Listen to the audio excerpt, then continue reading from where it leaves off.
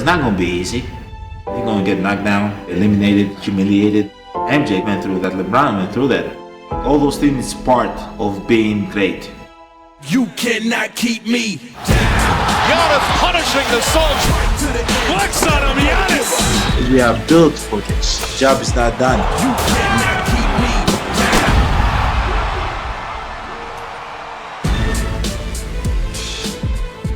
Good day. Welcome into First Take on a Wednesday. Thank you for being with us. Stephen A. under the weather. He's been running around all over the place covering all these sporting events. The first couple hours of sleep he's gotten in like a month. I doubt he's sleeping, but hopefully he is. Hope so. Thank you for pinch hitting on short notice. Always good to have Super Bowl champ I'm going to send Stephen A. the invoice. Don't you ever worry. He can afford it, so don't you worry. And we got a cast of characters joining us. Marcus Spears is going to be here, Kendrick Perkins, Vince Carter, Monica McNutt, so we'll have a lot of fun. It's a game day, y'all. Pivotal game for tonight in Milwaukee on ABC. Giannis and the Bucks will look to build off their Game 3 performance and even the series. As for the Suns, they've got their game face on and then some. I'll let Chris Paul explain. It ain't golf. It's not tennis. You know what I mean? We all in this together. So everybody on our team took the loss hard, as we should. You know, we never go into a game expecting to lose. You know, if you show me somebody who expects to lose, I'll show you a loser. And so everybody on our team felt a way. We felt like we could be better, and that's why we used yesterday, we'll use today to prepare, and we'll all come out ready to play tomorrow. Gotta like that mindset with Milwaukee looking to tie it up. The Bucks are seeking to overcome a 2-0 deficit for the second time this postseason. The Clippers are the only team in NBA history to overcome multiple 2-0 series deficits in a single postseason. Don't forget, they did it this postseason as well. Key, I'll start with you. Who has the edge? I would start off by saying it's the Milwaukee Bucks for sure, in my opinion. You have home court advantage. You're at home. You know the fans are going to be sick, crazy, drunk, having fun, and causing problems. Plus, it energizes your team. It energizes guys like Drew Holiday and Middleton. On top of that, role players for the Phoenix Suns, they struggle on the road, and that's throughout the NBA. Whenever guys are role players, they tend to struggle on the road. So when you look at that, Phoenix is on the road. All they got to do, as far as I'm concerned, in Milwaukee, is stay the course. Do exactly what they did in Game 3, starting off with Giannis. Allow him to use that big frame and that big body in the paint. If he does anything outside of dominating the paint, I'm going to take issue with that. Do not shoot three-pointers. No, no, no. Maybe if you're up by 30 and you feel good about it and you just want to pull it at that point in time.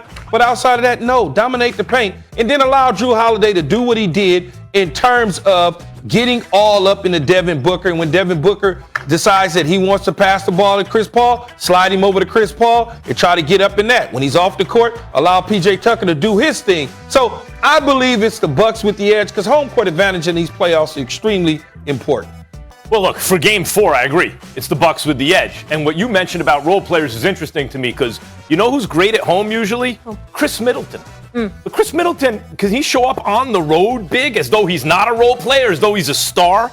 Remember, I've been saying Chris Middleton is usually good, sometimes excellent. That's why he's usually not an all-star. Once in a while he is. He's made 2 teams in his life. I was talking to Andre Snellings, Dr. Andre Snellings, our very own at ESPN, and on my radio show, Max Kellerman Show, 2 p.m. Eastern. Shameless. Get that in. Radio, you know it.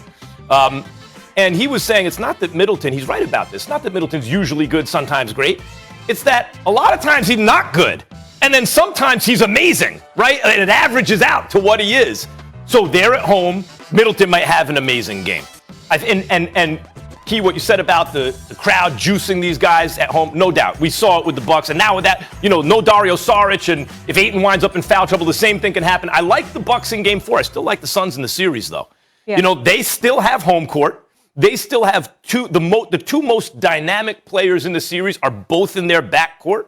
And as much as Giannis might want this, I don't think anyone in this series wants it more than Chris Paul. So I agree with you for Game 4. For the series, I think the Suns still have the advantage. Well, it's going to go back and back ping pong. The home team wins, right? You go 2-2, you even the score. Now you go back to Phoenix, they win. Now you go back to Milwaukee, they win. And then in the end, it falls in Phoenix's lap. And at that point, Game 7, anything can go.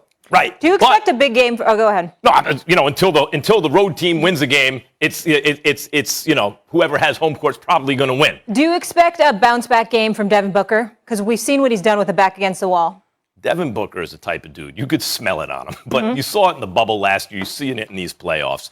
If he could have a bad game again, he could struggle for a couple games. You're not going to keep him down for a whole series. He's not built like that. Devin Booker is. If the Milwaukee Bucks are thinking that Devin Booker, we have this under control, I'm sure they're not, but they don't.